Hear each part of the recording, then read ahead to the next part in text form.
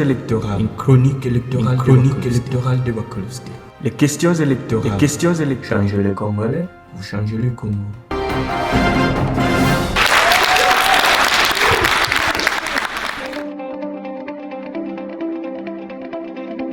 Congo na biso. Congo na betu. Congo yetu. Congo wetu. Congo na betu. Congo yetu. Congo la biso, le parti pour un Congo meilleur.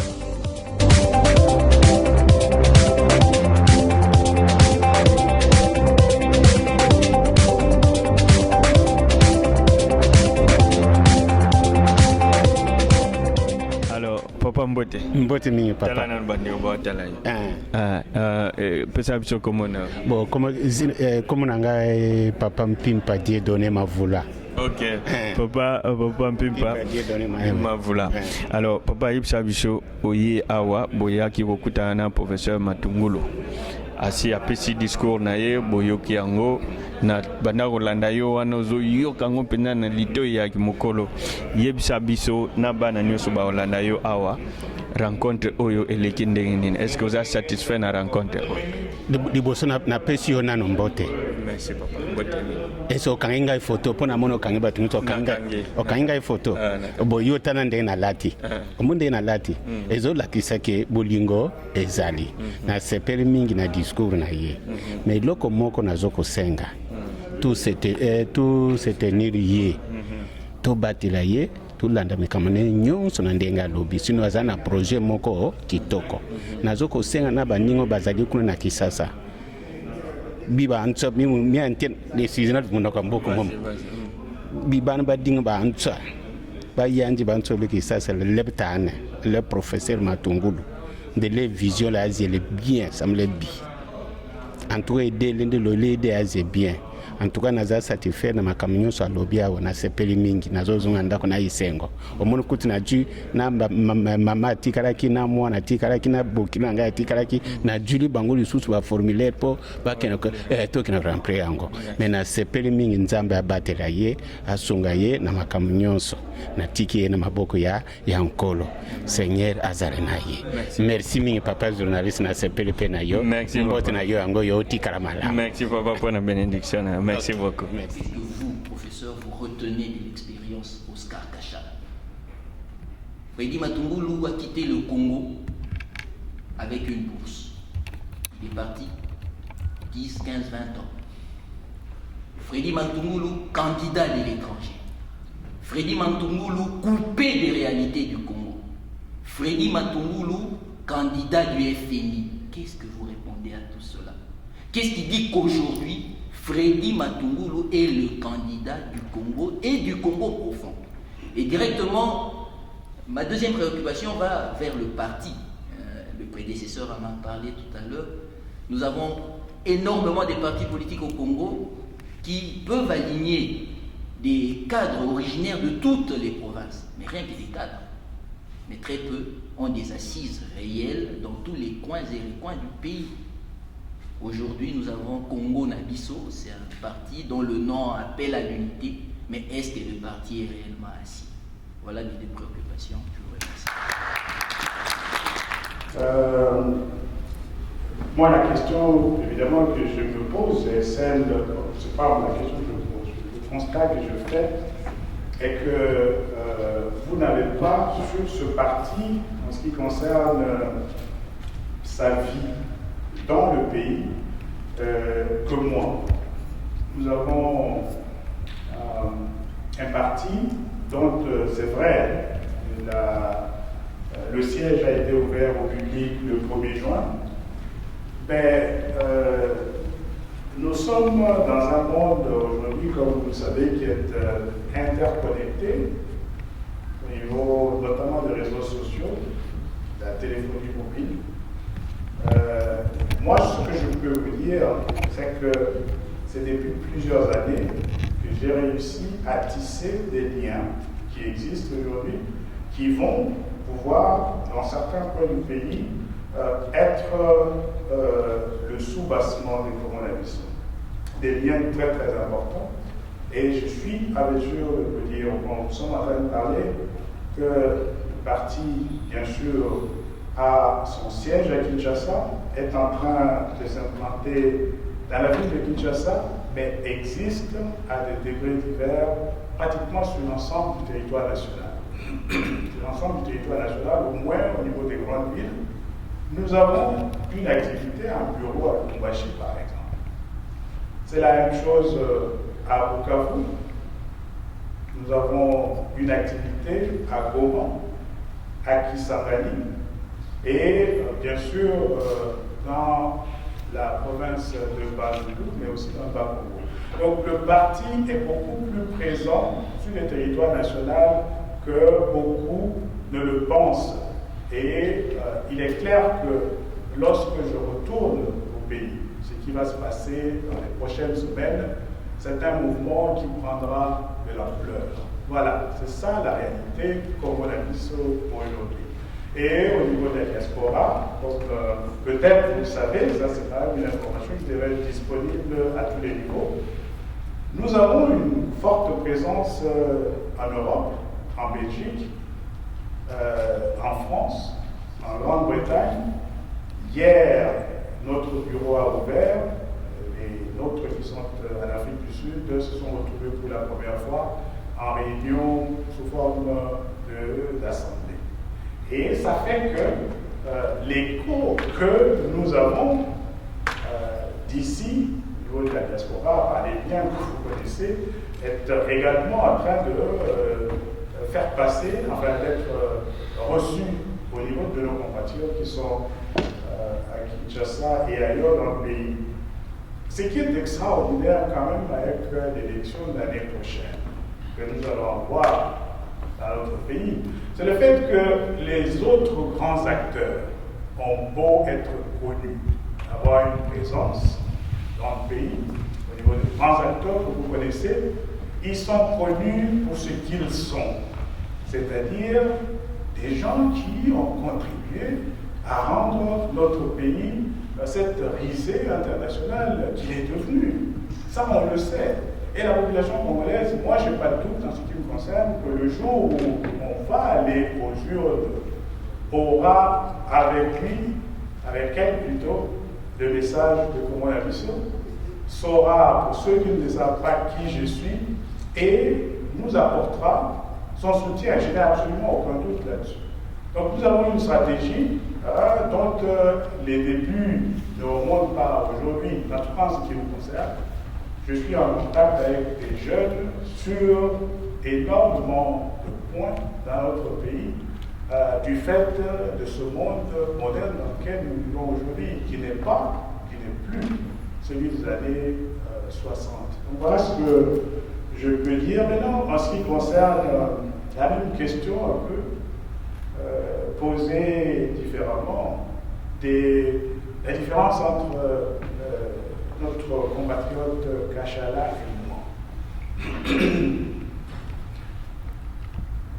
Je crois que je vais répéter un tout petit peu exactement ce que j'avais déjà dit il y a plusieurs mois à Bruxelles, dans une interview qui m'a été j'avais accordée à un média internet local, congolais.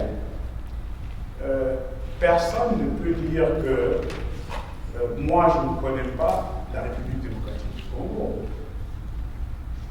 Personne ne peut dire que je ne connais pas la République démocratique du Congo. Tout simplement parce que, dans mon cas, il ne s'agit pas d'une personne qui aurait quitté le pays à l'âge de 15 ans pour revenir à l'âge de 60 ans. Ce n'est pas le cas. J'ai étudié chez nous, en République démocratique du Congo, jusqu'à la licence, tenez-vous bien, jusqu'au niveau de la licence, en sciences économiques, à la faculté de sciences économiques de l'Université de Kinshasa. J'ai ensuite travaillé là comme assistant dans cette faculté pendant 3 ans, avant de venir ici aux États-Unis, où finalement, je n'étais resté que 5 ans pour faire une maîtrise et un doctorat. Et qu'est-ce que j'ai fait après ça? Je suis rentré à Kinshasa, en cette faculté de sciences économiques, où j'ai enseigné pendant 6 ans, avant de revenir ici au Forum international comme fonctionnaire. Et 9 ans plus tard, je suis rentré encore chez nous pour occuper les fonctions de ministre de l'économie, finance et budget. Et pendant que j'étais assistant à la faculté de sciences économiques de l'Université de Kinshasa, j'ai travaillé, même professeur plutôt, comme professeur à l'Université de Kinshasa, j'étais conseiller dans plusieurs départements ministériels en République démocratique du Congo, Zaïre à l'époque. On ne peut pas dire que je ne connais pas ce pays-là. Ce serait de la malhonnêteté intellectuelle. Je connais très bien mon pays. Je ne suis pas un produit ayant grandi, je ne sais pas moi où, ne connaissant pas le Congo, n'ayant jamais travaillé dans ce pays, et qui serait parachuté pour prétendre aller à la magistrature suprême du pays. Ce n'est pas le cas.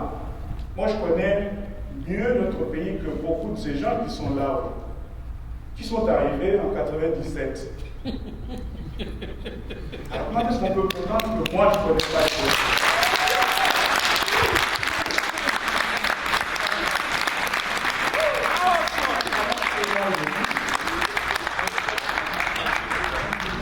Je ne pense pas que ce soit exactement le même processus que celui de notre Bonsoir professeur, c'est Samuel Ngalamoulumé. Je suis émerveillé ce soir d'être dans cette salle pour vous écouter, parce que vous êtes parmi les gens que j'ai toujours appréciés personnellement, et c'est la raison pour laquelle même, pendant un temps, j'ai essayé un peu à étudier, à lire vos qualités dans certains réseaux sociaux. Alors, il m'a été montré même certaines raisons qui vous ont poussé de quitter même le gouvernement, de démissionner en fait. Mais il y a une inquiétude, en même temps une question. Professeur Matungulu se présente aujourd'hui comme candidat. Je me pose la question, c'est pour quelle élection?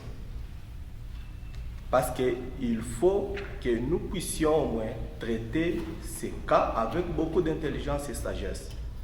Nous savons tous ce qui se passe dans le pays.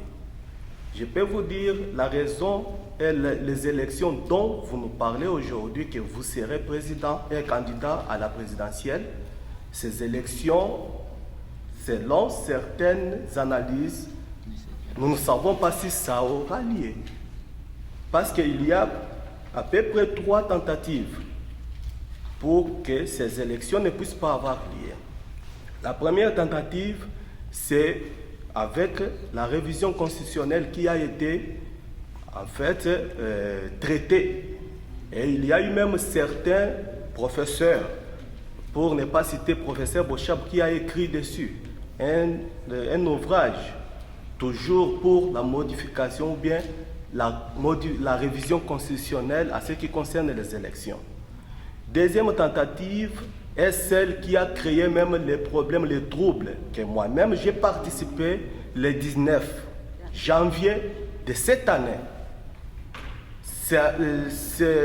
Cette tentative était liée à d'abord la création d'un institut qui pouvait organiser les élections et les recensements généraux, qui en fait ces recensements pouvaient nous amener plus loin et ne pouvaient pas permettre que les élections aient lieu. Et il y a eu même la loi, donc le projet de loi de la révision de la loi électorale. Et nous sommes sans doute que s'il n'y avait pas eu le soulèvement populaire, si le peuple ne s'était pas tenu debout, on ne pouvait pas parler des élections parce qu'il y aurait déjà une révision de la loi électorale et on ne sait pas ce qu'on avait déjà prévu. Et la troisième tentative vient d'être accomplie. Monsieur le professeur, vous êtes sans doute, vous êtes sûr avec moi que aujourd'hui, dans notre pays, il est difficile qu'on puisse parler des élections. Pourquoi?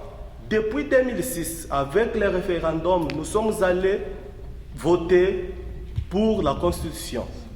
La Constitution a été votée et nous nous sommes rendus compte qu'il y avait là déjà le découpage territorial. Or, il y avait déjà quelque chose de stratégie de la majorité mise en place pour permettre à ce que aujourd'hui qu'ils puissent mettre en œuvre ce découpage territorial. Et nous ne sommes pas sans ignorer que ce découpage territorial, c'est déjà un obstacle incontournable, monsieur le professeur, pour la tenue des élections dans notre pays. Parce qu'il y a un temps, je pense qu'il y a une semaine ou bien 2 semaines, que le Sénat on a convoqué d'ailleurs une séance extraordinaire pour la 2e fois. D'ailleurs, c'est la violation de la Constitution, mais ça a été créé. Ça a été fait ainsi. Mais le Sénat a voté la loi sur la répartition des sièges.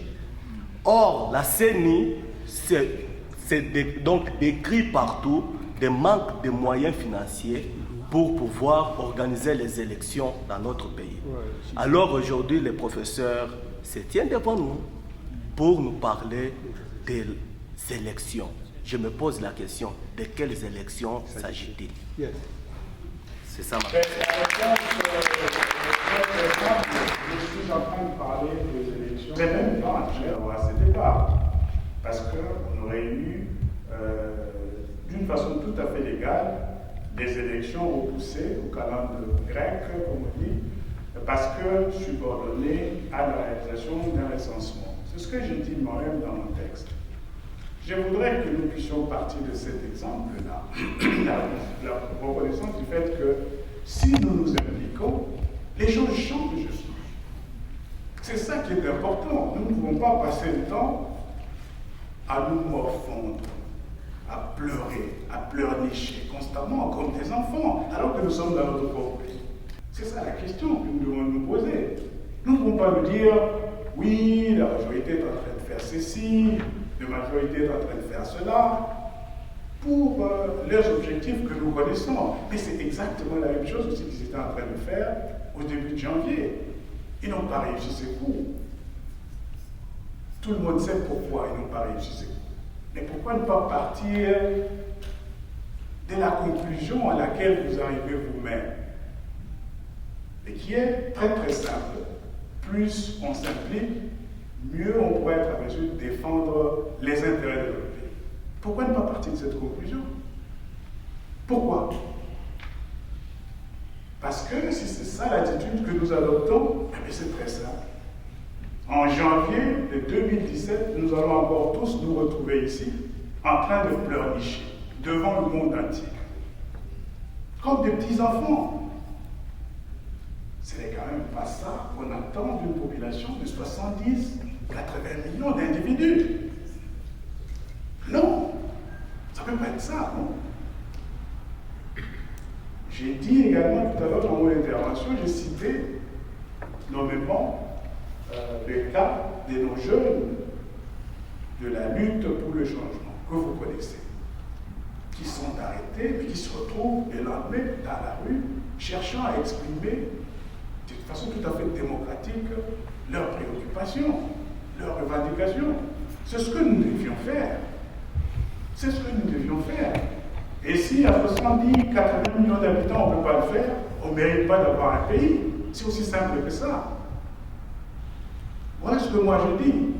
Moi, je refuse de me mettre dans ce groupe des gens qui passent le temps à crier, à se plaindre que les choses ne marchent pas, mais qui finalement ne s'impliquent pas dans la recherche des solutions, même si notre propre histoire, même la plus récente, comporte des éléments très très clairs en la matière sur ce que nous devions faire.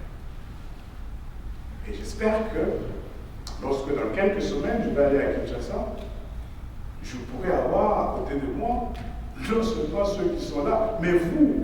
Parce qu'il ne suffit pas juste de rester là et de passer la journée tout le temps à ressasser les mêmes choses. Oui, ils sont en train de faire ceci, ils sont en train de faire cela. On le sait. Et vous, vous êtes en train de faire quoi pendant ce temps? Vous êtes en train de faire quoi? C'est ça la question que je pose à tout le monde. On sait que si on se lève, ce que tout le monde dit, les choses bougent et changent. Et ils vont dans la direction souhaitée par la majorité des Congolais. C'est ça l'appel que je lance, moi, pour davantage d'implication. C'est ça.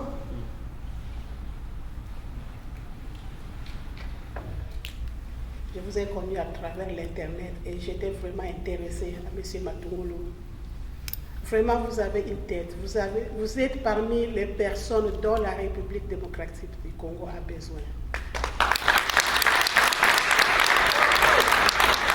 Mais mon affection est que vraiment j'ai peur que vous puissiez être un appât pour notre pays. Parce que nous savons que notre pays est sous occupation. Ça, c'est la chose primordiale. De la tête à l'orteil. J'ai bien lu votre vision de bien faire de l'armée une armée pour protéger le bien et les hommes. Nous avons besoin de ça. Et aussi à protéger les frontières. Mais avec quelle armée? Monsieur le professeur, vraiment j'ai confiance en vous. Vous êtes comme quelqu'un qui me donne une nouvelle vie, un nouvel espoir. Mais j'ai peur, monsieur le professeur, parce que vous allez au Congo, mais vous allez vous tenir sur les épines. Alors, je vous demande quelles sont vos stratégies pour résoudre d'abord les problèmes, de balayer d'abord notre nation, de récupérer notre nation, parce que tous ceux qui sont là sont, je peux dire que ce sont des virus. Les élections sont là. Vous allez bel et bien gagner les élections, même plus de 100%.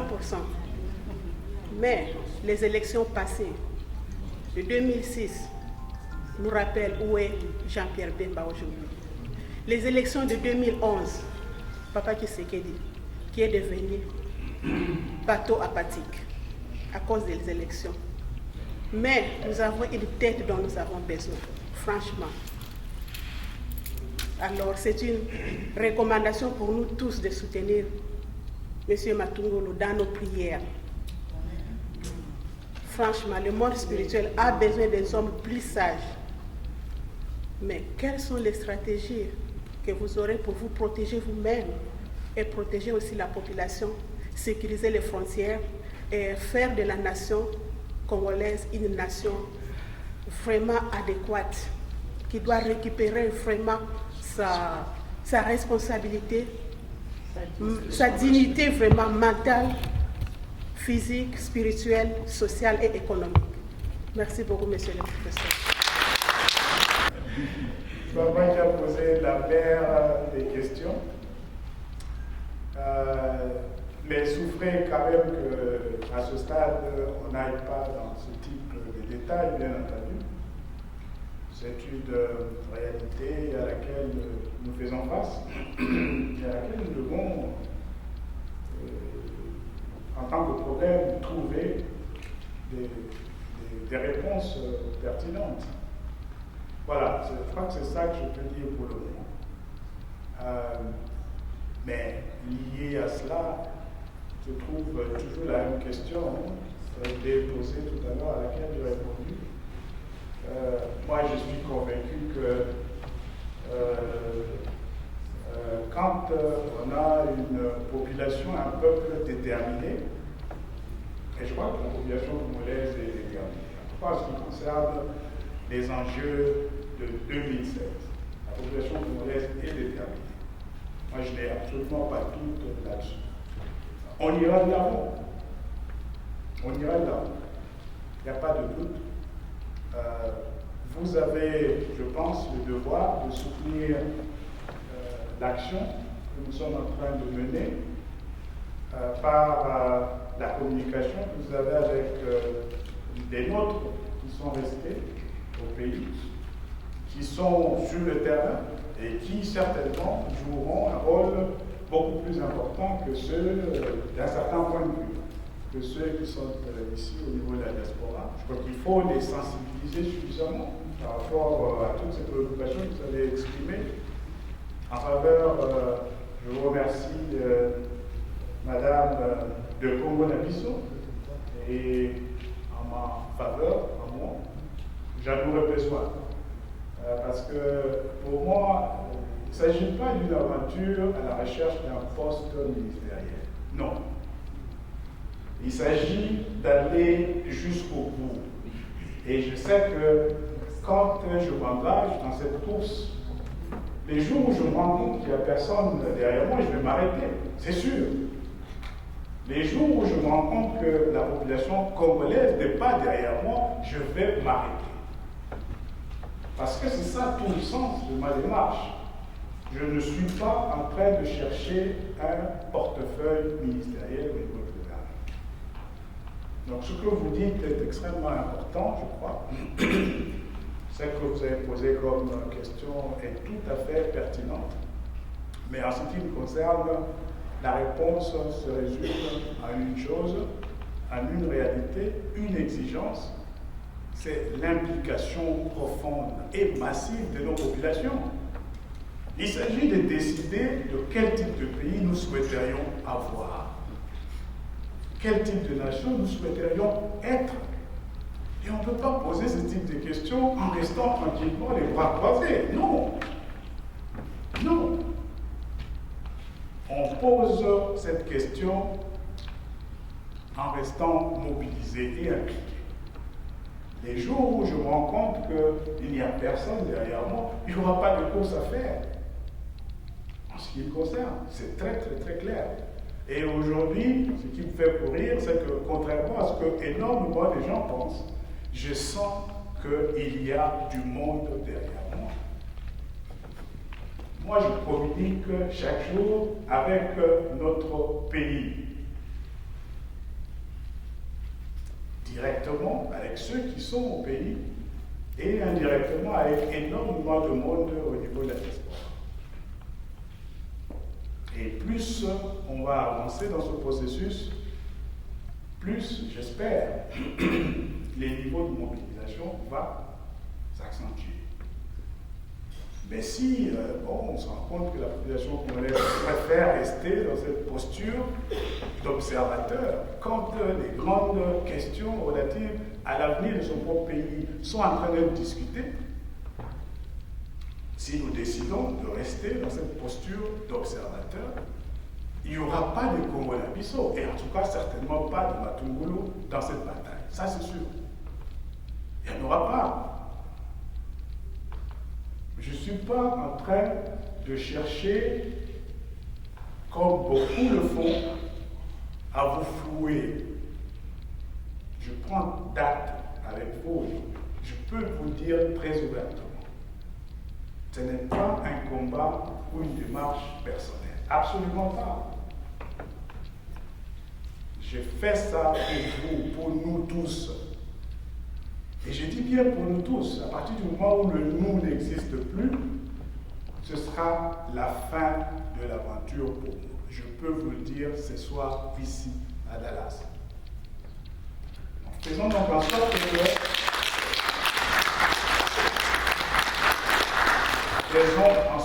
que nous soyons impliqués. C'est ça le ressort que j'ai. Voilà. Et pour le moment, je sens que ce ressort est là. Il est en train de se renforcer. Et c'est ce qui explique le fait que je continue de courir. Je voulais simplement, je voudrais savoir qu'est-ce que vous ferez différemment de ce que M. Tshisekedi a fait jusque-là. Parce que vous parlez de l'implication de la masse pour arriver à faire quelque chose. Alors je voudrais savoir ce que vous allez faire de différent par rapport à M. Tshisekedi. Pour moi, même quand on est au pouvoir, je pense qu'il est important qu'on s'assure que la population continue de rester engagée dans le processus. Pour que les responsables se sentent suivis, évalués et éventuellement effectivement sanctionner. Et dans ce cadre-là, par exemple, moi je considère que pour un pays aussi vaste que la République démocratique du Congo, où il y a une telle gap de légitimité de pouvoir, une élection à un tour à la présidence n'est pas bonne. Donc, l'une des mesures que je prendrais, que je chercherais à faire passer au niveau du Parlement, dans la perspective éventuellement de notre élection, serait la reprise des dispositions constitutionnelles relatives aux deux tours d'élection présidentielle. Ça, c'est très très important pour la consolidation de la démocratie et de l'autorité du chef de l'État dans notre pays. Je considère qu'un président de la République congolais élu à 20 ou 30% au niveau de la population, ce n'est pas de nature à conforter l'autorité du président de la République, la légitimité du chef de l'État. Donc on retrouverait au niveau de la Constitution les dispositions qui imposaient en 2006 une élection présidentielle à 2 tours. Ça, c'est quelque chose d'important.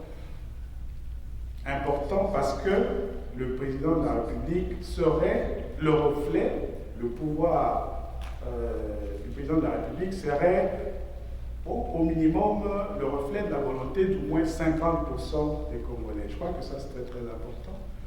Deuxièmement, on prendrait les dispositions et on veillerait absolument à ce que, au niveau de l'Assemblée nationale, les élections puissent être aussi libres, transparentes, possibles. Là aussi, pour que, on puisse avoir des députés, véritablement, dont le mandat est conféré par la population et qui peuvent alors ensuite exercer le droit de contrôle qu'on attend d'une Assemblée nationale sur le pouvoir exécutif.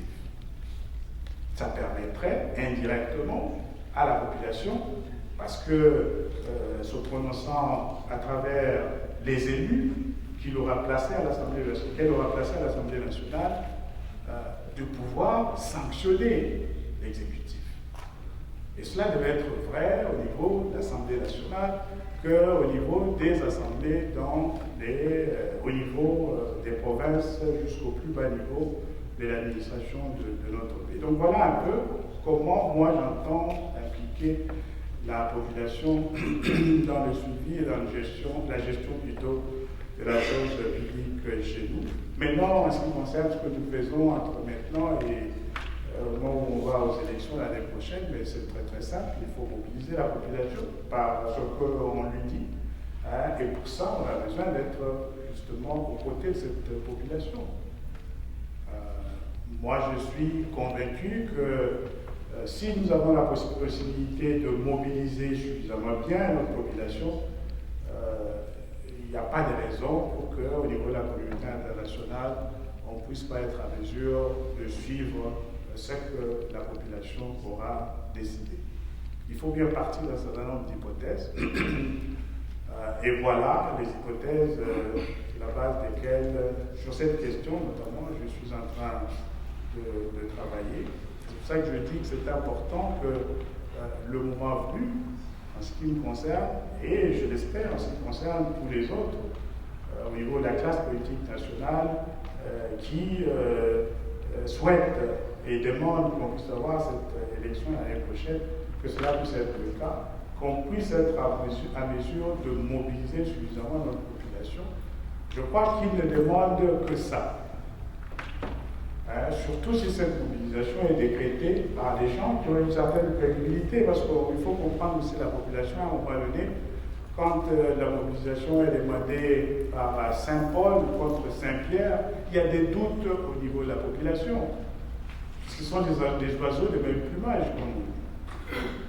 On a besoin, nous aussi, qui sommes là, qui prétendons ou souhaitons être au premier loge au niveau du suivi de ce processus, nous avons besoin d'être crédibles aux yeux de la population. Et je crois que cette crédibilité est nécessaire, essentielle, pour que la population puisse être à mesure de vous suivre. Donc voilà un peu comment moi je vois les choses. Et vous, autour, dans cette salle ce soir, avec tous les autres qui vont nous suivre, l'obligation de faire en sorte que le message qui est le nôtre puisse passer pour que nous arrivions à convaincre la population, parce que cela sera essentiel pour qu'elle puisse être à mesure de nous suivre dans cette démarche. Monsieur Kamboumba Refer, honorable professeur, je suis vraiment très heureux de pouvoir dialoguer avec vous ce soir. J'avais complètement perdu l'espoir pour mon pays. Je ne pensais plus à m'impliquer dans quoi que ce soit pour ce pays-là. Mais voilà que ce soir, vous avez fait renaître de l'espoir dans mon cœur.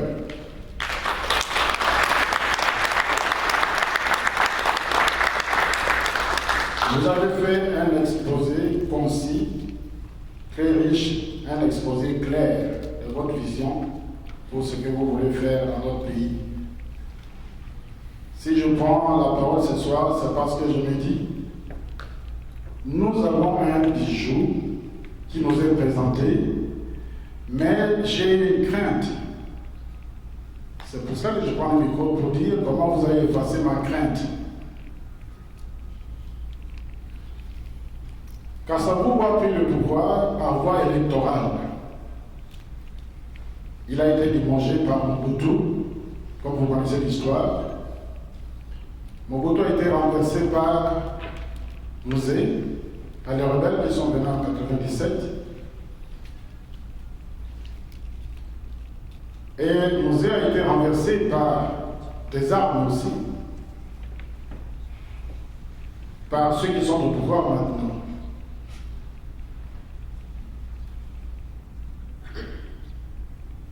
Quelqu'un a parlé de Jean-Pierre Bemba, vous avez, je ne sais pas comment vous avez répondu. Je crois que Jean-Pierre Bemba avait remporté des élections, je ne sais pas 30% ou combien, je ne sais pas, mais il n'a pas pu exercer le pouvoir. Et nous savons ce qu'il est devenu maintenant. Notre maman vient de parler de Tshisekedi. Mon cœur brûlait là. J'ai envie de parler parce que je me suis dit, Tshisekedi a été élu aussi démocratiquement. Je crois que les élections, les résultats étaient publiés, tout le monde savait qu'il avait gagné les élections, mais il n'a pas pu exercer le pouvoir. Alors, ma crainte est celle-ci. Matungulu peut passer aux élections. Quelle est la garantie qu'il a qu'il va exercer le pouvoir? Monsieur le professeur, comment allez-vous balayer ma crainte en ce qui concerne l'exercice effectif du pouvoir après les élections, même si vous étiez passé avec 80% de voix? Comment exercer l'opinion? Parce que nous savons ce qui se passe dans notre pays. Nous avons besoin de cette garantie. Merci, monsieur le professeur. Bon, si je suis venu, c'est juste pour vous confirmer mon soutien. J'étais fort impressionné par votre démission. Comme vous l'avez dit, vous êtes le seul qui peut se vanter d'avoir fait ce que vous avez fait. Je ne connais pas l'expérience de M. Kachala. Bon, il n'a pas été dans la même situation que vous.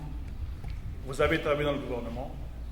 Vous avez dit non à ce que beaucoup d'entre nous ne peuvent pas le faire. Donc pour cela, je salue votre courage.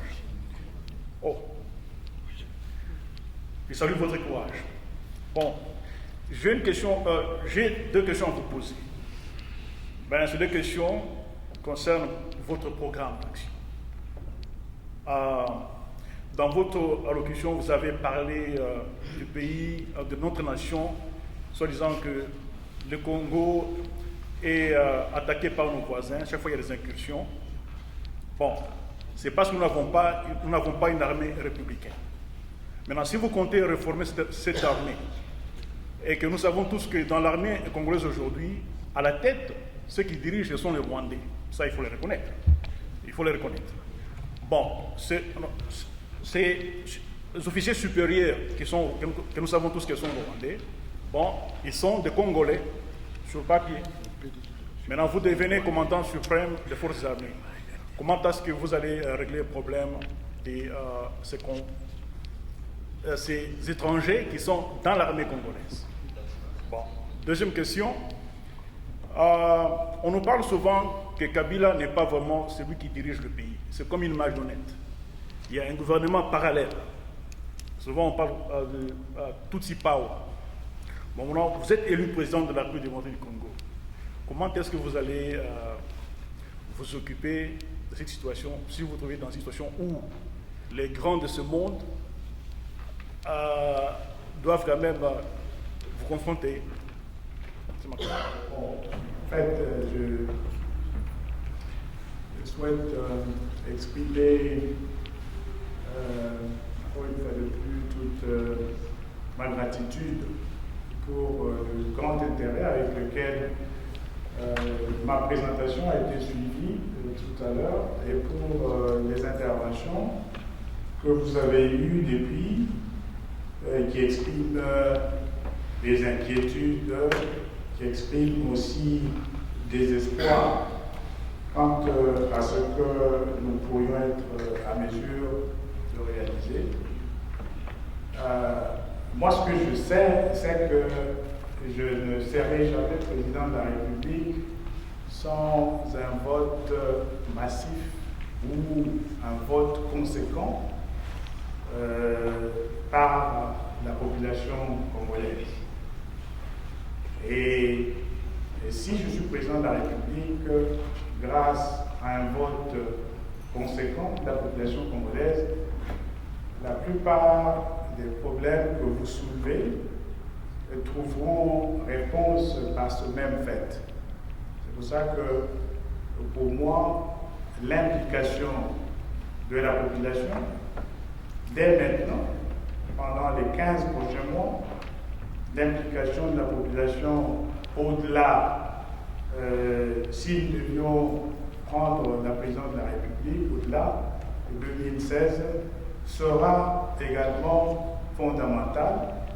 Ça permet qu'on ait un chef de l'État qui a, parce que disposant du soutien de la population, la force nécessaire pour être en mesure de défendre avant tout les intérêts supérieurs de la nation. Au niveau de la communauté internationale, encore une fois de plus, moi je dis, je pense qu'il devrait être possible de trouver de passerelles, de collaborations qui permettent de développer une coopération qui bénéficie à la population congolaise, à la République démocratique du Congo, dans le cadre d'une existence, disons, internationale de notre pays, qui s'impose d'ailleurs à toutes les nations du monde. Aujourd'hui, il n'y a aucun pays dont on peut dire qu'il vit totalement de façon isolée, même les États-Unis, première puissance économique et militaire du monde, est obligée de composer avec d'autres pays. Elle n'impose pas, les États-Unis n'imposent pas sa volonté sur toutes les nations, dans toutes les circonstances. Vous n'avez qu'à voir les grands théâtres internationaux aujourd'hui qui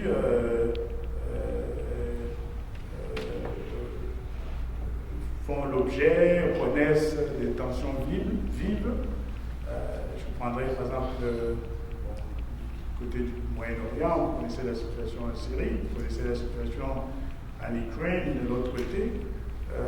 Sur tous ces grands théâtres, les pays sont obligés de travailler les uns avec les autres, chaque pays essayant, bien entendu, de défendre ses propres intérêts. Et je pense que si aujourd'hui nous avons en République démocratique du Congo un président qui est élu de façon transparente et qui bénéficie de l'appui de la population, d'un appui clair de la population, ce président aura les moyens de défendre les intérêts de la nation congolaise.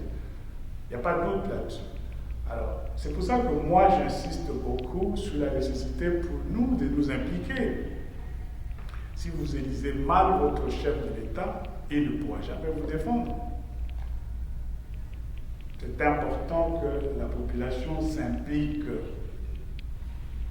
et s'implique suffisamment bien. Pour le reste, vous pouvez nous faire confiance. Nous sommes quand même, nous avons eu le privilège de travailler longtemps au sein de cette communauté internationale. Donc on a cette dimension internationale qui existe, mais pour revenir peut-être à l'intervention des compatriotes tout à l'heure, nous avons besoin de pouvoir renforcer cette dimension internationale par ce que nous représentons, nous allons représenter au niveau de la scène politique nationale. À partir du moment où nous avons une communauté nationale qui s'implique, qui exprime clairement son soutien en faveur de notre action, éventuellement se traduisant par notre arrivée à la tête du pays. Je pense que nous sommes certainement parmi les Congolais aujourd'hui qui disposent des atouts nécessaires pour réaliser en faveur de notre pays cette symbiose entre le Congo et la communauté internationale. Donc voilà ce que je peux dire un peu en réponse aux grandes questions qui ont été posées tout à l'heure. Nous devons d'abord avoir foi en nous, en tant que peuple congolais. Nous sommes en 2015, 55 ans après notre indépendance. Je sais que nous avons connu des moments extrêmement difficiles. Notre histoire est jonchée, on le voit, des périodes d'extrême difficulté, on le sait. Mais nous ne devons pas abandonner notre devoir ou même nos obligations vis-à-vis de notre nation. Et je pense sincèrement que c'est sur ce dossier que tout va se jouer. Je pourrais revenir ici en janvier 2017 et on fera le bilan de ce qui se sera passé entre maintenant et décembre 2007. Et je pourrais vous regarder droit dans les yeux en vous disant, vous ne vous étiez pas impliqués, ne vous plaignez pas. Vous avez fait un bon travail, nous avons tous fait un bon travail. Voilà ce que nous avons pu avoir comme résultat pour notre pays.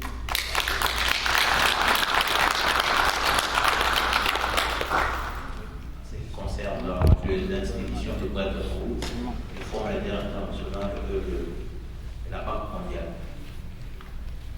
Une fois président de la République, par exemple, quel serait, par exemple, parce que beaucoup de gens ont du mal à comprendre les rôles des institutions de Bretton Woods quant au développement du pays, surtout des pays africains. Pouvez-vous prendre un fisc une ou deux minutes pour nous expliquer un peu les rôles, par exemple, des institutions de Bretton Woods sur le pays, les Africains notamment, les Congo? Il faut pouvoir, compterez-vous s'approcher toujours sur le Fonds monétaire international pour le développement du Congo ou compter sur la rationalisation de l'exploitation interne de richesse du Congo dont vous avez évoqué Merci. Petit connaisseur, comme vous savez, j'ai travaillé au Fonds monétaire international pendant 20 ans. Au moment où je partais, je venais d'accomplir 20 ans comme économiste au Fonds monétaire international. Parce que j'ai été recruté en 92, je suis parti récemment, 2014-15. Et pendant ce temps, il n'y a que ces 2 années que j'ai passé au ministère de l'économie, finances et budget qui m'ont éloigné de cette institution.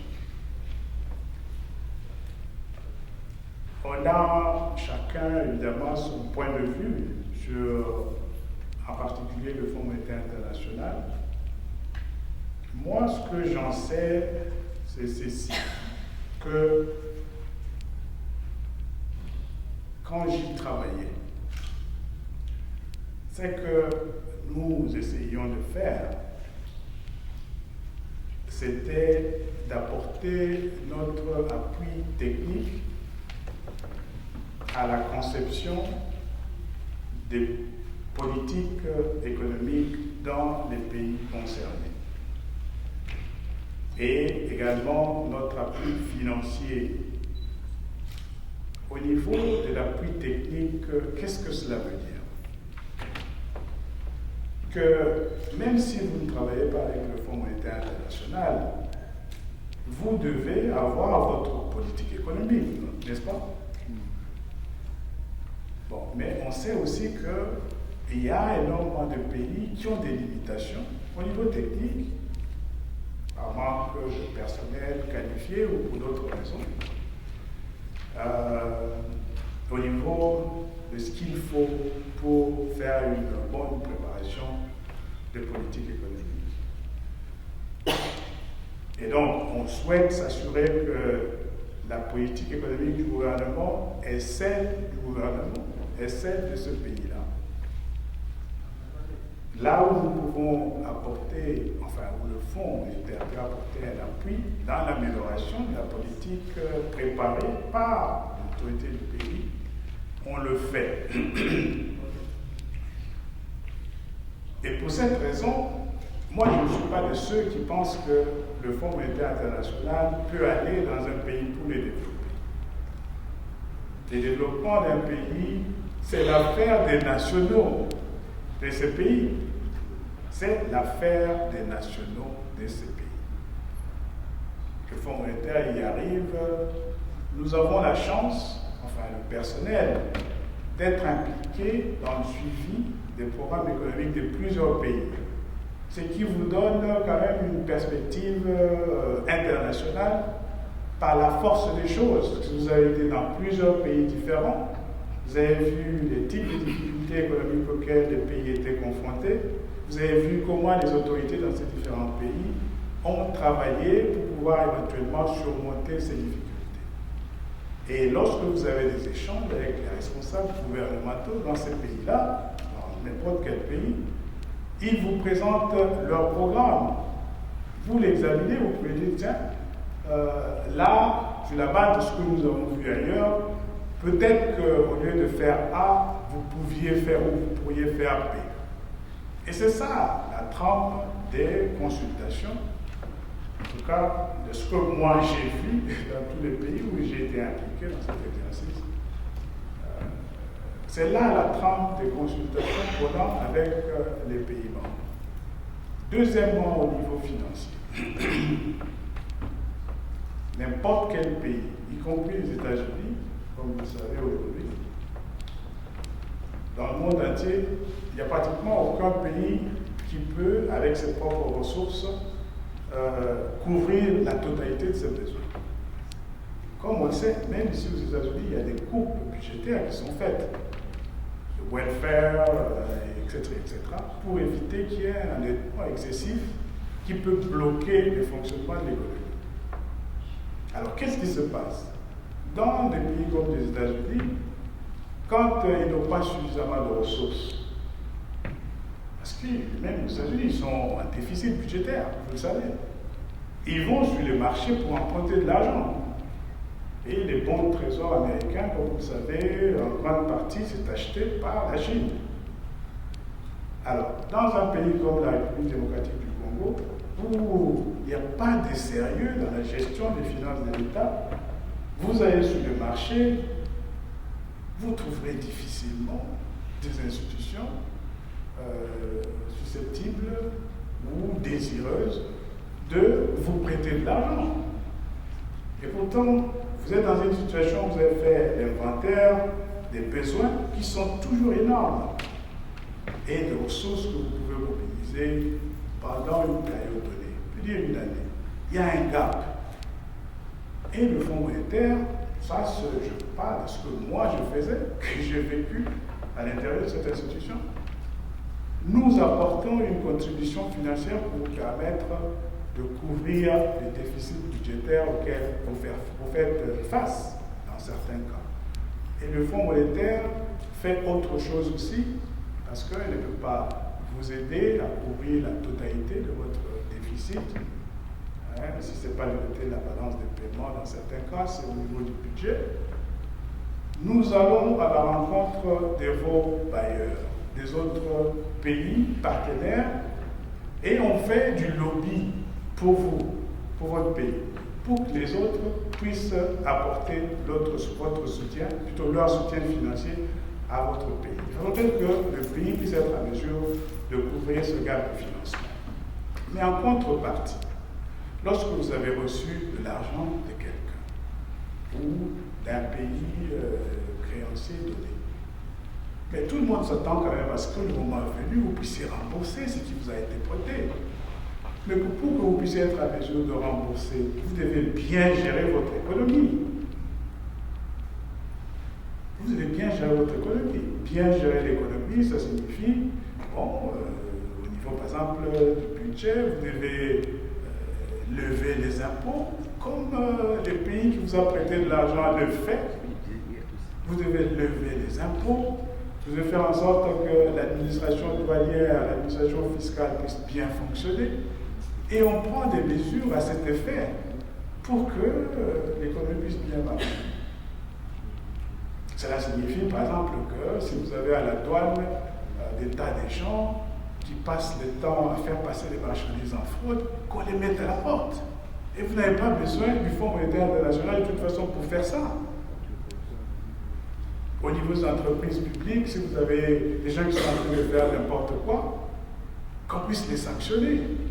De sorte que fondamentalement, si vous êtes suffisamment discipliné en tant que pays, même chez nous, en République démocratique du Congo, vous pouvez fonctionner tout à fait sans le Fonds monétaire international. Mais vous devez être suffisamment discipliné pour le faire. Le Fonds monétaire arrive, vous donne un peu sa caution et est obligé de s'assurer que vous exécutez les mesures du programme comme convenu. De façon telle que votre économie puisse être en mesure de marcher, de bien fonctionner, que le moment venu, quand vous avez pris des engagements financiers, vous puissiez les honorer. Parce que quand il y a quelqu'un qui emprunte de l'argent, il ne faut pas oublier qu'il y en a peu qui quand vous avez prêté de l'argent, c'est tout à fait normal quand même que vous vous attendiez à ce que vous puissiez être remboursé. Dans les cas des pays qui vous prêtent cet argent, comme ça pourrait être le cas pour un pays comme les États-Unis, ça signifie quoi? Que vous qui travaillez ici aux États-Unis, vous êtes résident américain, vous êtes obligé de travailler, vous avez peut-être 2, 3, 4 positions. Vous finissez votre premier travail qui a commencé à 8h, vous terminez à 16h, à 17h vous êtes à un autre poste, et l'État, évidemment, à la fin de l'année, vous prend les impôts que vous lui devez. Et ce sont ces impôts qui sont prêtés à d'autres pays. Et c'est normal que le moment venu, celui qui a prêté de l'argent puisse en demander le remboursement. Je crois qu'il y a beaucoup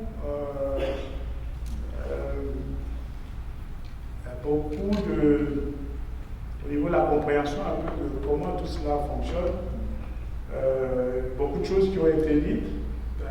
On ne coupe jamais, on ne fait jamais des coupes budgétaires juste pour les faire. Même ici aux États-Unis, quand une autorité gouvernementale doit prendre la décision de faire des coupes budgétaires, bon, généralement c'est vraiment un dernier ressort. Mais le plus souvent c'est parce que l'économie ne génère pas suffisamment de ressources en termes d'impôts pour que l'État puisse continuer à maintenir un certain niveau de vie en termes de dépenses. Ce qui est vrai ici l'est aussi dans des pays comme les nôtres.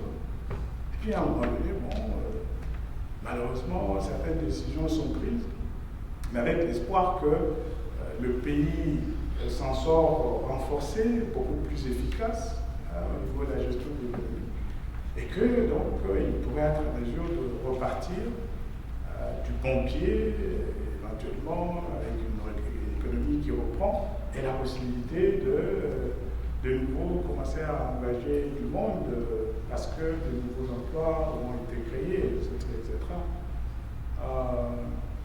Donc voilà ce que moi je dis, je suis tout à fait d'accord avec vous que le Fonds monétaire ne va pas développer notre pays.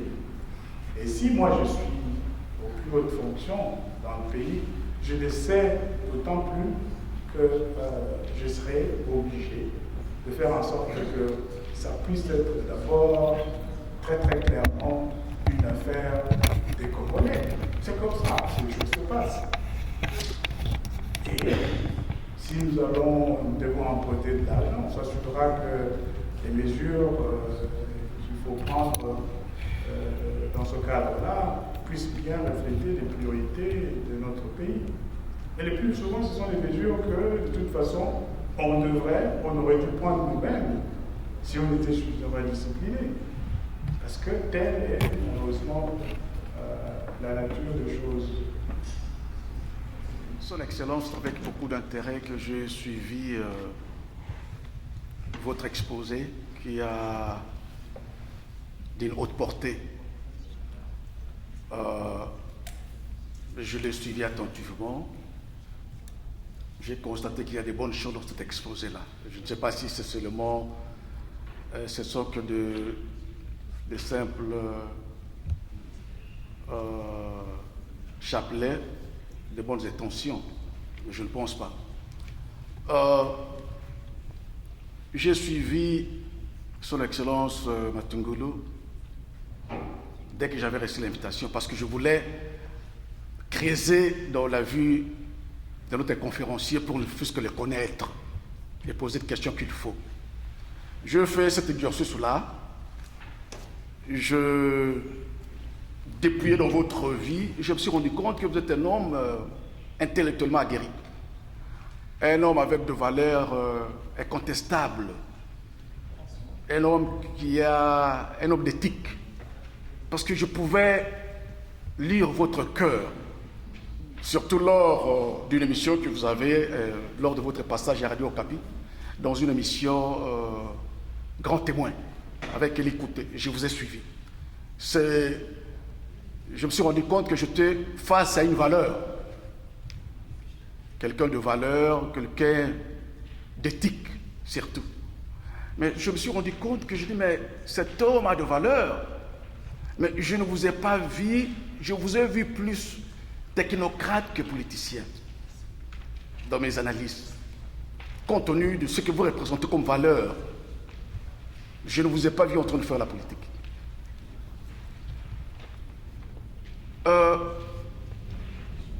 La question que je voudrais vous poser, c'est celle de savoir, je voulais savoir quelle est la capacité des nuisances du professeur Matungulu face au poids lourd de la politique congolaise. Parce qu'il y a aussi des ambitions au Congo.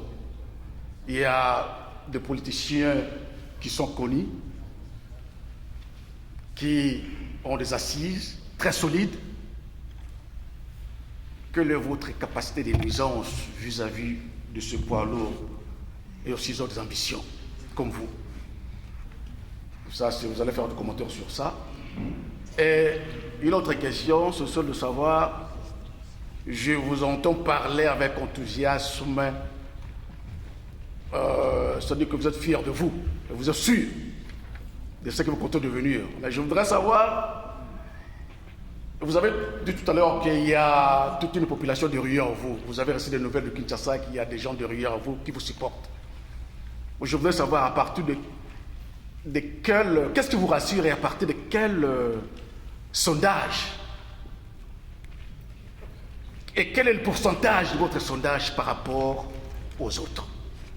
Voilà la question que j'avais à poser. Merci. En ce qui concerne la capacité de nuisance, professeur Matungulu, ou de monsieur Matungulu, c'est comme je disais tout à l'heure, les professeurs ont tellement déçu chez nous que je préfère qu'on m'appelle monsieur Matungulu. Je ne peux pas répondre à cette question. Comme quelqu'un le disait, il faut simplement attendre. On ne va pas spéculer, il va falloir que nous puissions attendre que nous soyons là, pour que les faits puissent être à mesure de parler d'eux-mêmes. Le reste serait de la spéculation. Ce que nous savons, c'est que, objectivement, notre profil par rapport à celui de nombre de ceux de nos compatriotes qui sont aujourd'hui présents sur la scène pour les mêmes objectifs est tout singulier, tout particulier. Et ça, c'est un jugement objectif que n'importe qui peut avoir, qui fait l'examen de cette scène politique de façon tout à fait objective. Voilà ce que je peux dire. Oui, voilà, je crois que ça répond un peu aux deux préoccupations que j'avais expliquées. Bien, Monsieur Matumboulou, comme vous aimeriez bien qu'on vous appelle au lieu de professeur, je reprends au nom de Dominique et je suis résident ici à Dallas. D'abord, je voudrais exprimer le bonheur que nous avons de vous avoir parmi nous. Ça fait un bon bout de temps que je vous suis sur Facebook, que je suis beaucoup de vos interventions et j'aimerais bien vous féliciter pour cet apport de connaissances que vous répandez sur les ondes d'abord. Et ensuite, je voudrais poser ma question. Dans tout ce que j'ai suivi par rapport à vos exposés, je crois qu'il y a un point que je n'ai pas pu déceler. Et cela va nous remettre toujours vers votre politique économique. Si vous êtes éventuellement élu comme président de la République démocratique du Congo, comptez-vous développer une politique économique qui se démarque complètement de ce que les organismes de Bretton Woods ont proposé à l'Afrique et au Congo en particulier, c'est-à-dire avec la politique de restructurement, d'austérité, ou vous comptez suivre toujours dans cette direction? Je vous remercie.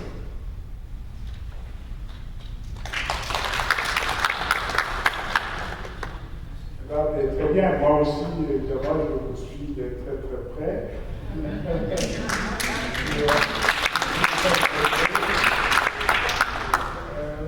Je sais pourquoi la salle n'est pas pleine ce soir. Oui. Mais en ce qui concerne la politique économique du gouvernement, ça c'est quelque chose de très très important.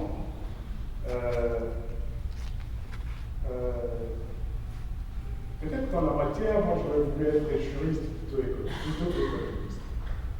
Pourquoi? Parce que il faut d'abord commencer par se poser la question de savoir c'est quoi l'austérité en dernière année. Je ne sais pas si nous avons une compréhension de ce que cette expression veut véritablement dire dans cette salle. Quand on dit politique d'austérité, ça veut dire quoi? Serrer la ceinture en quelque sorte. Et que lorsqu'on parle de l'austérité, pour être plus simple, on demande au peuple de serrer la ceinture. Et très souvent, cela amène à la révision, à la baisse des salaires des fonctionnaires, des militaires, ainsi de suite. Mais est-ce que vous pensez vraiment qu'on peut faire une telle politique qu'en prenant une économie qui génère suffisamment de ressources pour pouvoir être à mesure de financer les grandes dépenses de l'État? Alors qu'est-ce qui amène un gouvernement éventuellement à proposer des coupes budgétaires? Dans notre vie de ménage, si nous faisons un salaire de, je prends juste un chiffre, $1 500 par mois, est-ce que nous pouvons dépenser de façon continue $2 000 chaque mois? Vous pouvez le faire en mois, vous empruntez $500 additionnels et vous maintenez ces niveaux de dépenses élevés pendant un mois. Vous le faites un deuxième mois, vous empruntez $500 additionnels, Au bout de 2 mois, vous êtes endetté de $1000. Est-ce que vous pouvez continuer ce processus indéfiniment? Je ne pense pas. À un moment donné, vous ne savez pas à mesure, d'abord de trouver quelqu'un qui vous regarde et vous dit, voilà, je vous donne $500 additionnels. Ce qui va se passer, en principe, c'est qu'à un moment donné, vous ne savez pas à mesure de payer votre mortgage, ou simplement de ne pas vous occuper de votre famille comme il se doit. Vous ne pouvez pas indéfiniment dépenser $2000 quand vous n'avez qu'un salaire de $1500. Mais c'est la même chose au niveau des États. Vous êtes dans une situation de récession. L'économie ne tourne plus et le gouvernement qui réalisait en termes d'impôts, par exemple, prend juste un cas. 20 milliards de dollars chaque année d'impôts. Parce que l'économie ne tourne pas, les affaires ne marchent pas, les entreprises sont en train de fermer, les gens ne travaillent plus, ils sont au chômage. Ici, à un moment donné, dans ce pays, on en a eu 16 millions. Et ça se traduit par des réductions sensibles au niveau de ce que l'État réalise comme impôt, recettes publiques, comme on les appelle. Qu'est-ce que vous faites ensuite? Vous faites quoi? Vous avez demandé à votre voisin, le pays voisin, d'intervenir pour vous à vie? Mais non! Ce qui est vrai dans la vie d'individus et des ménages l'est tout aussi vrai au niveau des nations. Je ne pense pas qu'il y a un pays où les gouvernants, par plaisir, décrètent des programmes d'austérité. Si vous avez suffisamment d'argent, votre économie marche très bien, et vous mobilisez tout ce que vous pouvez mobiliser comme ressources pour couvrir vos dépenses. Personne ne viendra vous imposer une politique d'austérité. Personne. Et pour quelle raison? Pour quelle raison? C'est pour ça que nous disons, madame, dans un pays comme la République démocratique du Congo, la première chose à faire, c'est quoi? Casser toute cette corruption pour qu'il y ait davantage de ressources au niveau de l'État. Et si vous réussissez à faire ça, et pourquoi est-ce que, grand Dieu, vous allez imposer à votre pays une politique d'austérité? Surtout dans le cas de celui-là, la République démocratique du Congo. Pourquoi allons-nous imposer une politique d'austérité à un pays qui pourra être à mesure, après avoir cassé, nettoyé toute la corruption, éventuellement être à mesure d'avoir un peu plus de ressources au niveau du budget? On va faire une expansion budgétaire, pas une politique d'austérité. Ce n'est pas ça. Vraiment, il faut qu'elle raison. Voilà ce que moi je dis. Il faut approcher tous ces problèmes, tous ces concepts, je crois, de façon très très concrète. Ça ne peut pas être une attitude doctrinaire. On fait de l'austérité si on est face à une situation où les ressources disponibles au niveau de l'État ne sont pas suffisantes pour nous permettre de couvrir la totalité de nos dépenses. Mais dans le cas de notre pays, nous savons qu'il y a un tel niveau de fraude aujourd'hui, dans tous les domaines, que si nous nettoyons tout cela, mais pourquoi allons-nous couper les salaires des petits fonctionnaires qui souffrent? Pourquoi? Donc voilà ce que moi je dis. Ce sera l'occasion pour nous de bien regarder exactement ce qui se passe chez nous et de décider des programmes économiques que nous allons mettre en œuvre en fonction des circonstances de chez nous. Et il ne faut pas que, une fois qu'on aura nettoyé cette corruption, qu'éventuellement on aura relevé, je l'espère, suffisamment les niveaux de ressources disponibles dans l'État, que cela de nouveau puisse prendre la direction des poches de certains, alors que nous avons des problèmes urgents qui se posent d'infrastructures, et même social, comme tout le monde le dit. On ne fera pas une politique discrétionnaire, plutôt une politique basée sur simplement des positions doctrinaires. Non. La politique économique à mener doit prendre en compte les circonstances de chez nous. Et elle sera développée sur cette base-là. On ne fait pas l'austérité juste pour faire l'austérité. L'austérité, généralement, on la subit. Et surtout là où on est sérieux. Les autorités ont pris le temps vraiment de faire en sorte que tout ce qui doit aller à la caisse de l'État puisse y aller.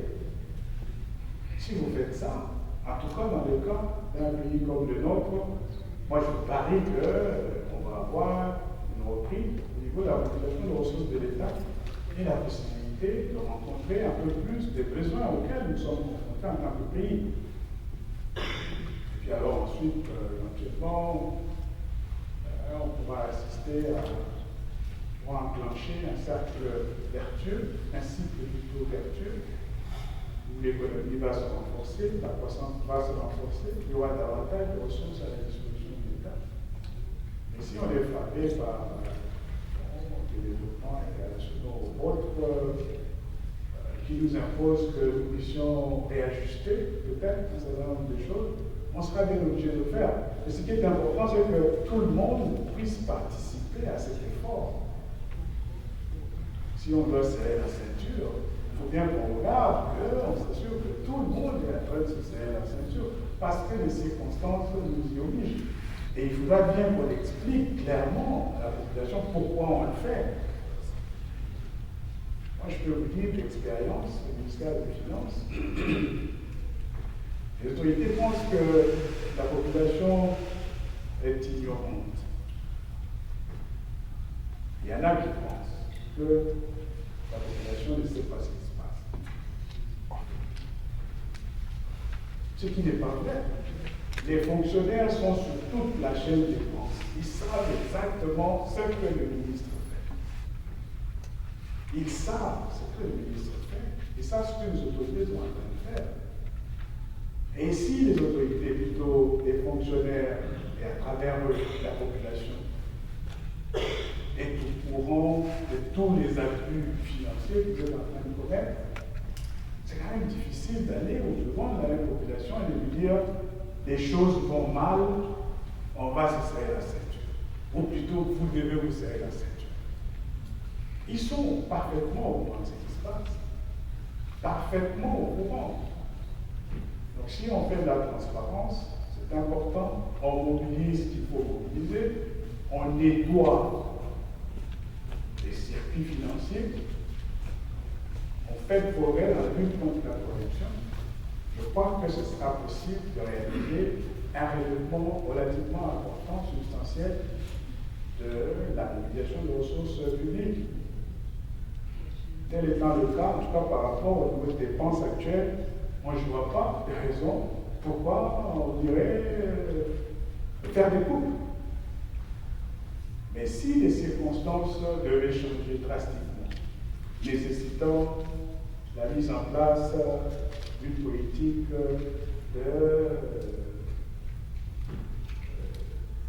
rigueur budgétaire, ce qui est important, c'est qu'on l'explique suffisamment bien à la population, qu'on soit sincère et franc avec elle, qu'on participe soi-même aussi, quand vous êtes au gouvernement, à l'effort de redressement nécessaire. Merci beaucoup. Maintenant, nous allons passer à la conclusion de cette soirée. C'est pas. Bien sûr, je vais laisser M. Mantoulou parler pour conclure. Et puis, nous allons aussi donner notre point de clôture. Merci. Après, je voulais vous remercier sincèrement tous pour avoir bien voulu faire ces déplacements. C'est le deuxième après celui de Boston, ici aux États-Unis. Je dirais peut-être même le troisième après la première rencontre que j'ai eue le 2 de ce mois d'août. avec nos jeunes de Yannick qui étaient en visite ici aux États-Unis. C'est toujours l'occasion pour moi. Je pense beaucoup plus de vous écouter à ce stade que de m'exprimer en tant que tel. Et je crois que je vous ai suffisamment suivi aujourd'hui sur les points que vous pensez être les plus importants en ce qui concerne la situation dans laquelle notre pays se trouve, mais également par rapport à mon projet et à la façon dont je suis en train de le gérer. Je parle du projet 2016 que j'ai pour notre pays. Je ne manquerai certainement pas, évidemment, de prendre avec moi toutes les observations que vous avez faites et surtout les leçons que je tire de ces discussions que nous avons eues ensemble ce soir. Et je voulais terminer mon propos en insistant une nouvelle fois sur la nécessité pour nous d'éviter finalement de prendre cette posture d'observateur. Il faut qu'on mette un terme à ça. Cette posture qui fait de nous des observateurs face à la situation difficile dans laquelle se trouve notre pays. Il est important que finalement nous puissions agir en tant qu'acteurs. Nous devons croire, et c'est important, en notre capacité d'infléchir, d'influer sur le cours des événements dans notre pays. Mais je suis convaincu que si nous ne le faisons pas, quelqu'un d'autre le fera à notre place. Et nous n'aurons alors à ce moment-là, à la fin, que nos yeux pour pleurer, comme on a continué à le faire jusqu'au bout. Moi, je voudrais que nous puissions tous participer à l'ouverture d'une nouvelle page de l'histoire de notre pays, dès maintenant, dès ce soir, avec du concret. Vous avez suivi ce que moi je compte faire. Posez-vous la question de savoir ce que vous pouvez apporter comme contribution. Si vous êtes convaincu que je suis dans le bon, pour que mon action puisse aller de l'avant. Et même si vous croyez en quelqu'un d'autre que moi, j'essaie de faire la même chose, faites en sorte que c'est quelqu'un d'autre qui a le souci de voir notre pays aller de l'avant, puisse bénéficier de votre appui dans le concret. Ce qui serait dangereux, je crois, pendant les 15 prochains mois, c'est que nous restions tranquilles avec nos bras croisés en nous disant quelqu'un d'autre de toute façon, ou d'autres personnes que nous, ou d'autres institutions que nous, d'autres acteurs que nous, ont déjà décidé de ce que le pays sera en 2017. Ça, ce serait une erreur monumentale, une faute grave. Et là, je voudrais vous parler, je m'adresse à vous, pas seulement en tant que Matouloulou, mais en tant que tout candidat potentiel aujourd'hui, dont le souci est de voir notre pays retrouver la voie de la démocratie. Je sais que si vous ne me soutenez pas, vous soutenez certainement quelqu'un d'autre. Si vous estimez qu'il est sincère, c'est important que ce soutien puisse aller au-delà du verbe. Et transmettez le même message aux nôtres qui sont au pays. C'est de nous, des actions que nous allons mener. Moi, je suis convaincu que dépendra ce que nous allons devenir demain. Voilà, c'est avec ce message que je termine mon intervention en vous remerciant encore une fois de plus, très très sincèrement, de vous être déplacés et pour vos encadrements chaleureux dont j'ai bénéficié ici pendant mon séjour dans cette grande ville de Dallas. Merci beaucoup. Merci.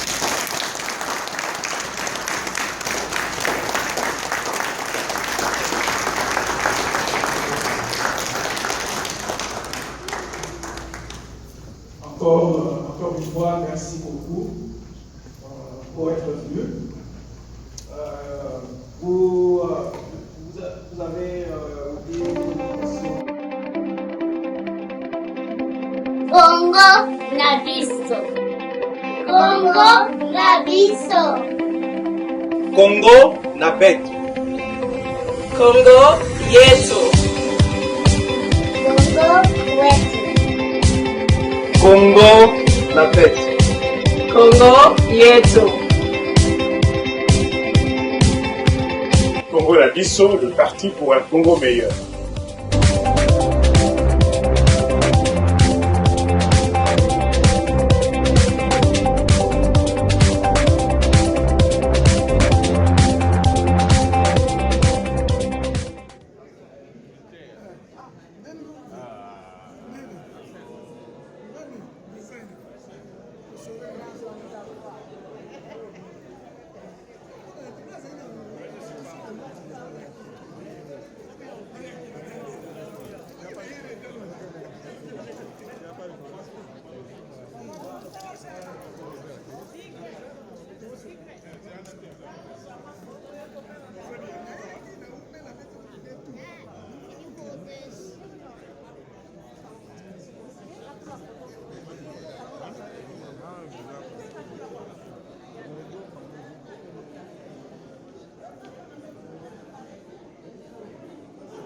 Monsieur Dominique, bonjour. Bonjour, mon frère Gary Welle. Comment vous allez déjà? Nous nous portons très bien, par la grâce de Dieu. Alors, on vous voit au Forum Moulin. Je sais que vous êtes ces jours ici l'homme le plus busy de Dallas. On a été au terrain là-bas, là où vous avez distribué aussi les fournitures scolaires aux enfants et toutes ces actions humanitaires que vous faites. Mais maintenant, on vous voit ici. Vous avez suivi cet exposé de professeur Freddy Matungulu. Au sortir de cette audience, quelles sont vos impressions? Personnellement, pour répondre d'abord à vos inquiétudes par rapport à toutes les occupations que nous avons,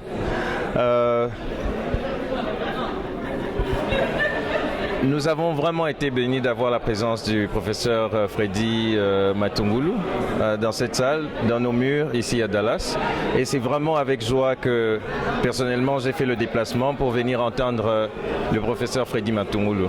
Il faut savoir que dans la classe politique congolaise ou dans les sphères de l'intelligence congolaise, le professeur Freddy Matungulu est un des noms qui demeure. C'était pour moi un plaisir de mettre encore à brevet de la sagesse qui réside au sein de cet homme.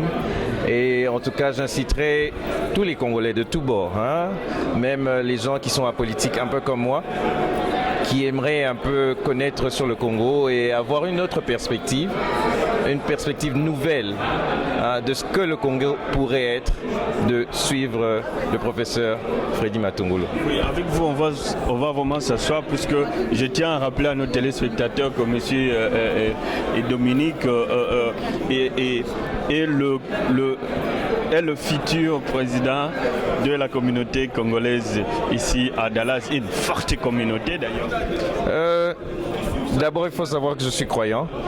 Je ne vois pas mon âge, je ne vois pas les problèmes. Un peu comme David, je crois en mon Dieu, je crois à l'intelligence qu'il me donne, je crois à la force qui vient de lui.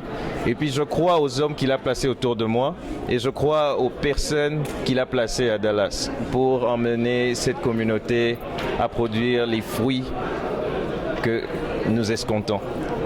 Mais bien, merci monsieur Dominique. On ne vous prend pas trop le temps. Je sais que vous êtes un homme busy. On va nous asseoir avec vous, essayer de décortiquer un peu qu'est-ce qui se passe dans cette communauté et qu'est-ce que vous voulez faire de cette communauté avec cette jeunesse qui croit en vous, avec cette jeunesse qui a espoir en vous. Merci pour votre temps et bien de bonnes choses. Merci bien en tout cas. Alors, bonjour madame. Bonjour. Comment vous appelez? Je m'appelle Lucie. Madame Lucie, dites-nous, vous avez suivi le professeur Matungulu. Vous avez d'ailleurs intervenu au sortir de cet entretien avec le professeur Matungulu.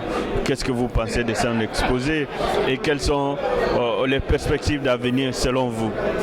Oui, j'ai bien suivi monsieur le professeur, monsieur Matungulu.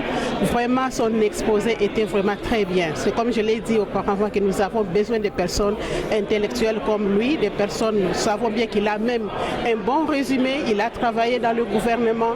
Bon, je peux dire que du point de vue de son honnêteté et de sa sincérité dans la carrière, vraiment c'est un homme qu'il nous faut.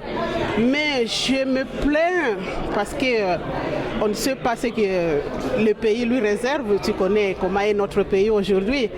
Les hommes intellectuels, les hommes de grade, les Congolais, tous ceux-là sont vraiment exposés.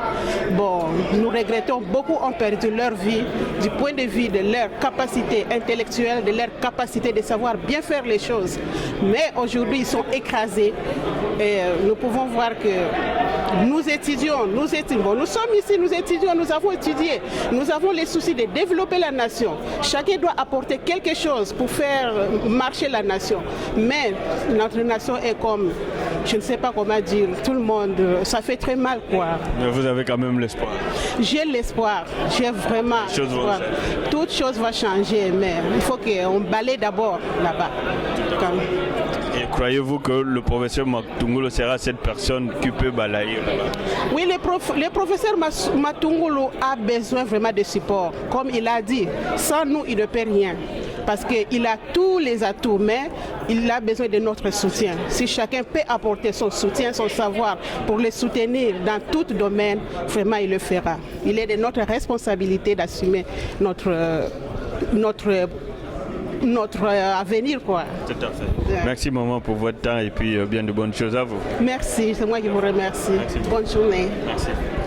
Bonjour monsieur. Bonjour. Comment vous appelez? Je m'appelle Simon Ifoulou.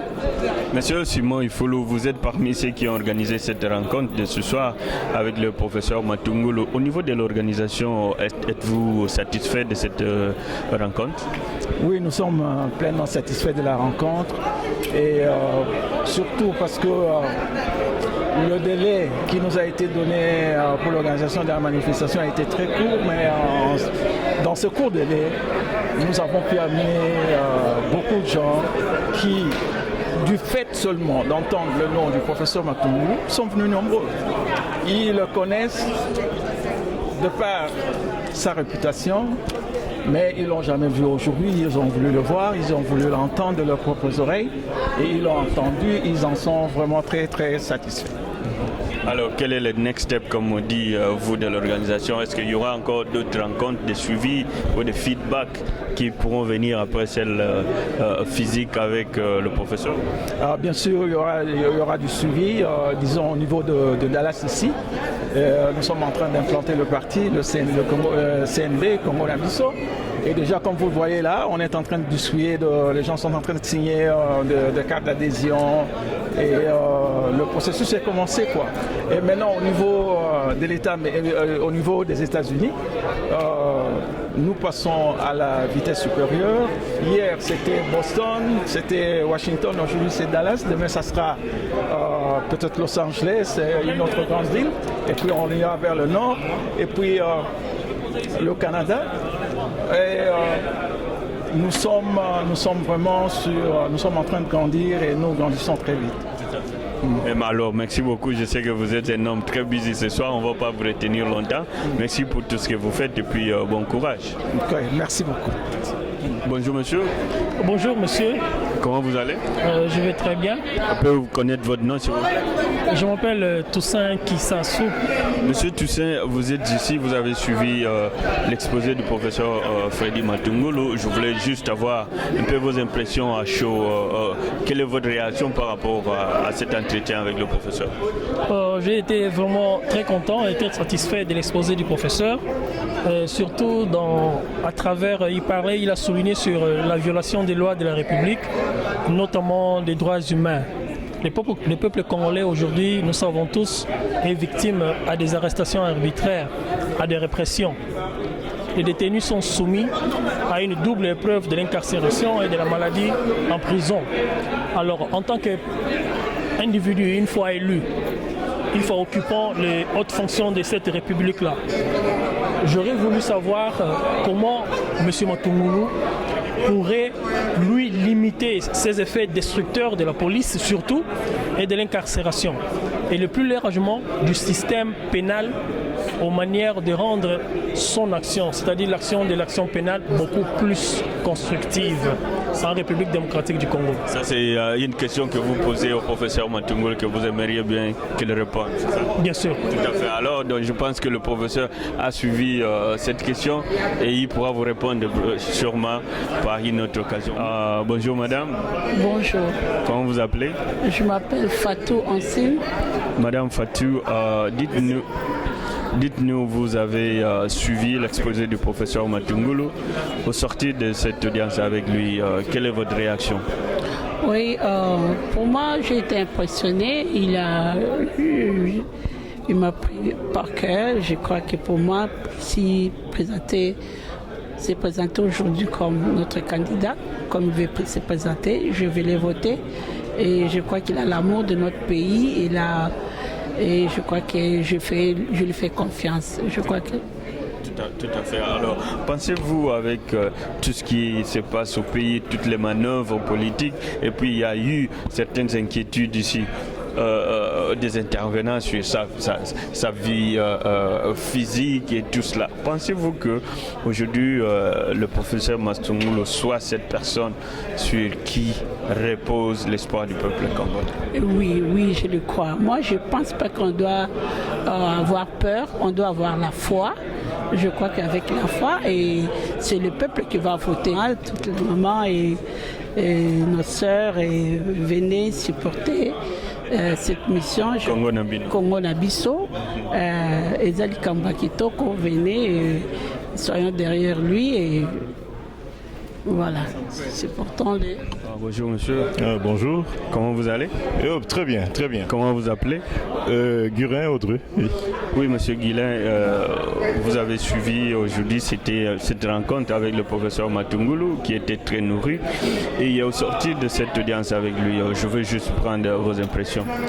Très bonne impression et je suis surtout heureux de voir un candidat qui est congolais à 100%, qui est patriote, qui a une stature internationale et enfin qui est honnête et il l'a prouvé. C'est le candidat dont le pays a besoin. Tout à fait. Alors, quel sera plutôt le next step, comme on dit ici, après cette rencontre? Qu'est-ce qui est en gestation? Croyez-vous que vous allez lui apporter le soutien dont il a besoin, puisqu'il le disait tout à l'heure, sans vous, il va baisser le bras? À 100%. De ce côté-là, il n'y a pas de doute. Le pays a besoin de lui et nous serons derrière lui jusqu'au bout. Voilà. Alors, merci pour votre temps et puis bien de bonnes choses à vous. Ok, merci beaucoup. Merci. Bonjour, cher frère. Oui, bonjour, J.I. Comment vous allez? Très bien, à la taille de votre émission, bien sûr. Merci beaucoup. Et on vous voit ici, après cet entretien avec le professeur Matungulu, vous l'avez suivi avec intérêt. Dites-nous, quelle est votre réaction après cette audience avec le professeur Matungulu? Bon, je dirais que l'homme nous a convaincus déjà, dans un sens que il faut être très courageux de partir d'ici et puis dire je vais aller servir mon pays, je vais être un apport pour un changement dans la direction nouvelle pour le Congo. Donc je pense qu'il a une mission et une vision qui est très précise et très claire et les Congolais doivent se mettre derrière lui dans un sens qu'il essaie en fait de rééduquer la population, de savoir qui nous sommes, quel est notre sous-sol dans sa valeur et puis comment nous pouvons tous nous engager pour apporter un changement dans le futur. C'est ça que le peuple congolais a besoin, c'est une rééducation, un encouragement. Et faut-il qu'il soit sur le sol, j'encouragerais qu'il aille au Congo et à travers la République, essayer un peu de parler avec les Congolais pour qu'ils apprennent à le connaître. Mais avec vous, on prendra vraiment le temps de nous asseoir, puisque je sais que vous faites quand même beaucoup de choses que les Congolais aimeraient bien découvrir pour donner aussi espoir à cette jeunesse-là, puisque je sais que vous êtes dans la science, vous êtes dans des domaines un peu beaucoup plus techniques. Mais on aura le temps de nous asseoir avec vous pour une interview tout à fait exclusive pour essayer de motiver toute cette jeunesse. Mais un petit mot juste en passant, un petit mot d'espoir à cette jeunesse qui vous regarde à travers Bacolo State. Bon, déjà, premièrement, je dirais un mot à vous-même, parce que l'initiative déjà d'avoir créé ce que vous avez créé, vous êtes un impact dans les médias, parce que je vous suis très loin. Vous avez interviewé les docteurs Mukwege, on a suivi, et puis les autres acteurs. Donc je pense que la jeunesse congolaise est à un point où elle est très impliquée dans les médias sociaux. Le plus consécutif, le plus on essaie de lire, le plus on essaie de comprendre les enjeux du XXIe siècle, c'est ça qui va pouvoir réveiller les Congolais. Moi je ne perds pas espoir, je pense que nous avons un bon futur. On traverse simplement des moments très difficiles, mais on finira par y arriver, recouvrir le Congo. Donc on reste très fort, très courageux, très impliqué. C'est cultiver, c'est soutenir mutuellement, c'est surtout ça.